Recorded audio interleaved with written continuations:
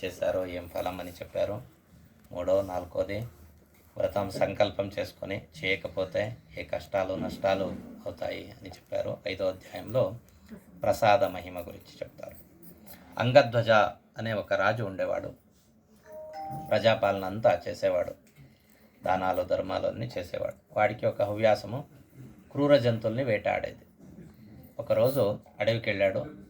వేటాడేసి బాగా ఆయాసమై ఒక పెద్ద చెట్టు దగ్గర విశ్రాంతి కోసం వచ్చాడు. అక్కడ చిన్నపిల్లలు ఇంకో పక్కన సత్యనారాయణ పూజ చేస్తూ ఉన్నారు. ఎలా అంటే మట్టితో కుంభం చేసుకున్నారు కలశం. అడవిలో ఏం పండ్లు ఏం పూలు దొరుకుతుందో అదే పెట్టుకున్నారు పూజకి.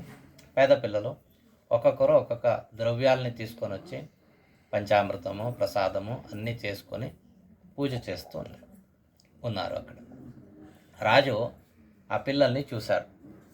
ఏదో చిన్న పిల్లలు ఆటలాడుతున్నారు అని భావించాడు. అక్కడికి వెళ్ళలేదు. కానీ పిల్లలు కూడా రాజుడిని చూశారు. రాజు వచ్చాడు. పూజ అన్నీ చేసిన తర్వాత నైవేద్య చేసిన ప్రసాదం ముందుగా రాజుడికి తెచ్చిపెట్టారు. ఎలా అంటే ఒక ఆకుల్లో అడవి ఆకుల్లో పెట్టేసి రాజుడికి తెచ్చిపెట్టారు. గౌరవంతో పెట్టారు. కానీ రాజు ఆ ప్రసాదం తీసుకోలేదు.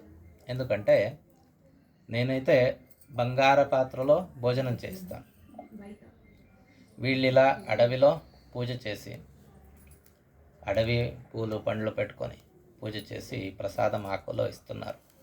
నేనైతే వైభవంగా చేసేవాడిని.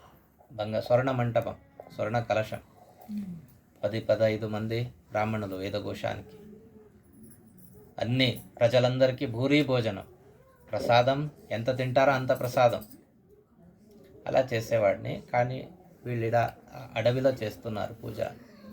నేనెందుకు ఈ ప్రసాదం తీసుకోవాలి అనే అహంకారంతో ఆ ప్రసాదం అక్కడే పెట్టేసి రాజ్యానికి వచ్చేసాడు. వచ్చి చూస్తే తన రాజకుమారులు పిల్లలు ఎక్కడికి వెళ్ళారో ఎవరికీ తెలీదు. అందరూ అదృశ్యమైపోయారు. అలాగే రాజ్య ఖజానా అంతా ఖాళీగా కనిపిస్తుంది. ఖజానా అంటే ఎలా ఉండాలి? రాజు ఖజానా. మనమైతే కబోర్డ్లో లాకర్లో చిన్న, ఇప్పుడు అన్నీ డబ్బులు కూడా లేదు, ఇక్కడ కార్డ్స్, పేటిఎమ్స్, ఫోన్, అవునా? కానీ రాజ్య ఖజానా అంతా ఎంత ఉంటుంది? అవన్నీ ఖాళీగా కనిపిస్తుంది.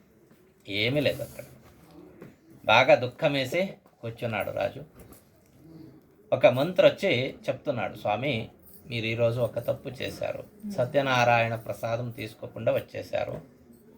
దాని ఫలితం ఇది అయి ఉండొచ్చు, అవునా?